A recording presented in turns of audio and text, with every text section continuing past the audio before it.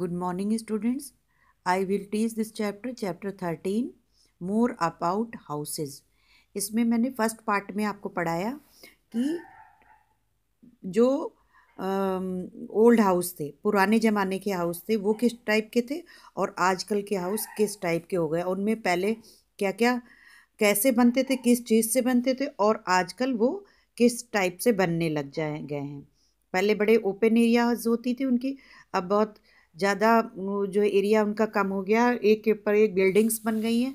क्योंकि आप सब इसका सबसे बड़ा कारण है कि जो गांव से लोग सिटीज़ में आ गए, उसकी वजह से वो ज़्यादा लोग सिटीज़ में होने के कारण मल्टी स्टोरेज बिल्डिंग बनाई गई कि उसमें ज़्यादा लोग रह सके।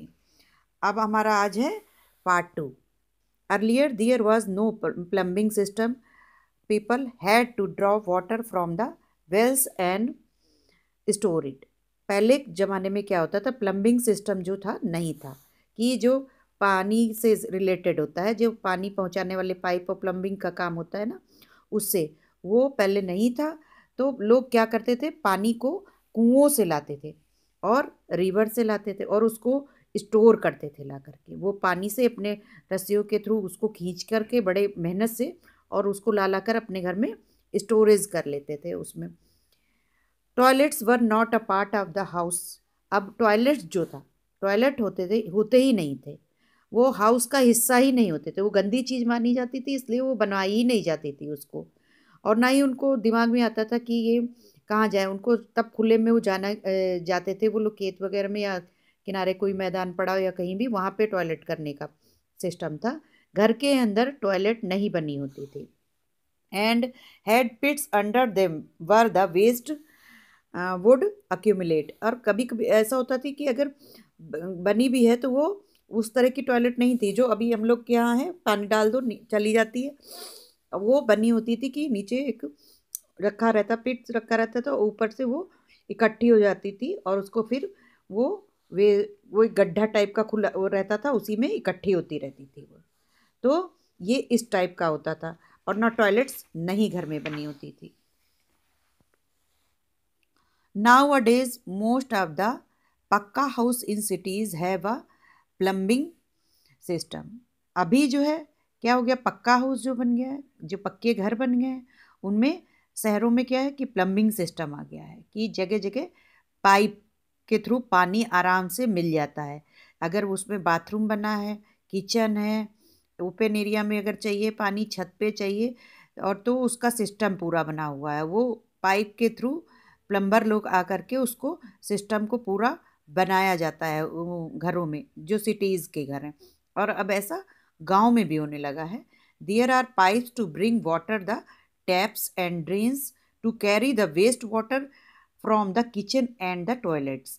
अब उसमें पाइप के थ्रू पानी पहुंचाया जाता है, हमें किचन और टॉयलेट्स में पानी सबसे ज़्यादा ज़रूरत पड़ती है और वहाँ रहता है। और जो वेस्ट वाटर है, जो गंदा पानी है, उसके लिए भी ड्रेन वाली पाइप डाली जाती हैं कि पाइप के थ्रू अंदर ही अंदर वो सिस्टम में से और वो निकल जाए, जहाँ पर जाना है उसको, वहाँ पर वो निकल जाए। और जो पानी हमें चाहिए होता है वो पाइप के द्वारा हमारे आराम से टॉयलेट और किचन में उपलब्ध हो जाता है अभी। However, in some houses in village and cities, proper system for water supply and drains may not be present even now। कुछ अभी कुछ जो है गाँव में और शहरों में भी proper system for water supply the drain में अभी भी प्रॉपर सिस्टम वहाँ पर जो है प्लम्बिंग का नहीं है और ना ही ड्रेन सिस्टम है अच्छे ठीक से है प्रेजेंट टाइम में। तो उसकी वजह से उन लोगों को अभी भी कठिनाइयों का सामना करना पड़ता है। तो ये अधिकतर तो ये सिटीज़ में तो पूरी अच्छी तरह हो गया है, बट गांव में अभी इसकी प्रॉब्लम है।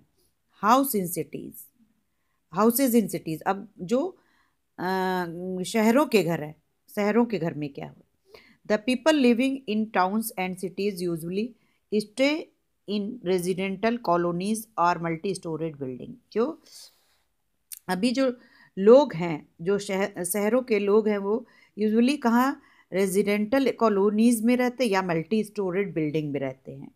उनके एक के ऊपर एक जो बिल्डिंग, और या तो रेजिडेंटल वो एक पूरा मोहल्ला जैसा बनाया जाता है उसमें रहते हैं। In a residential colony there could be several buildings और independent houses within the same compound wall.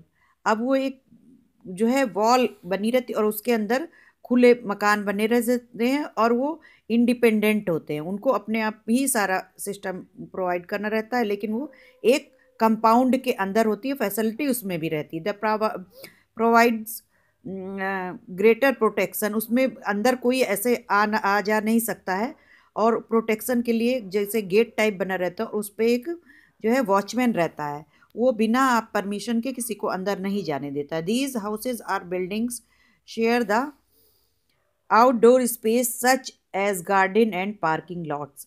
और साथ ही साथ क्या है कि वो जो हाउसेज हैं उनमें बिल्डिंग्स जो हैं वो शेयर करती हैं जो आउटडोर स्पेस है, जो खुला हुआ कुछ स्पेस उसमें रहता है, वो अब सभी बिल्डिंग्स के लोग उसको शेयर करते हैं, उनको ज़रूरत होती है तो उसमें वो यूज़ कर लेते हैं। सच एज गार्डन, और इसी तरह गार्डन भी बना रहता है और पार्किंग भी के लिए, गाड़ियाँ खड़ी करने के लिए भी सब लोग मिलजुल करके उसमें शेयर करते हैं।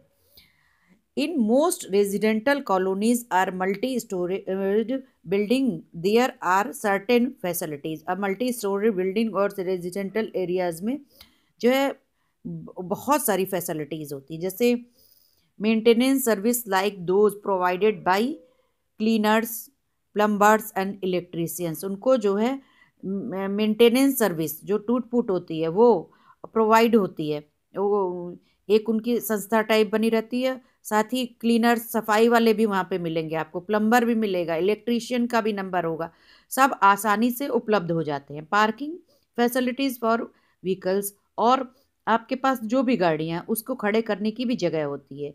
सिक्योरिटी अरेंजमेंट, उसके बाद आपकी सुरक्षा का भी वहाँ पे ध्यान दिया जाता है, उसका भी अरेंजमेंट होता है। Power backups in case of power failures, और मान लीजिए लाइट चली जाती है किसी कारण से तो वो वापस लाने का भी उसका पावर बैकअप भी है वहाँ पे। Intercom facilities are connect houses within the colonies are buildings. Colonies और बिल्डिंग्स में इंटरकॉम कॉम की एक फैसिलिटीज होती है, अंदर ही अंदर एक दूसरे से सब जुड़े रहते हैं आपस में, कि कोई प्रॉब्लम है तो तुरंत वो एक दूसरे कनेक्ट हो जाएं और एक दूसरे की हेल्प कर सके या हेल्प पा सके। तो ये जो सिटीज़ की जो मल्टी स्टोरी बिल्डिंग और रेजिडेंटल कॉलोनीज़ हैं उसमें ये सारी जो हैं सुविधाएं प्रोवाइड होती हैं। इसकी वजह से इनको प्रेफर करते हैं सिटीज़ के लोग इनमें रहना, क्योंकि इसमें बहुत सारी आसानी होती है रहने के लिए। Thank you.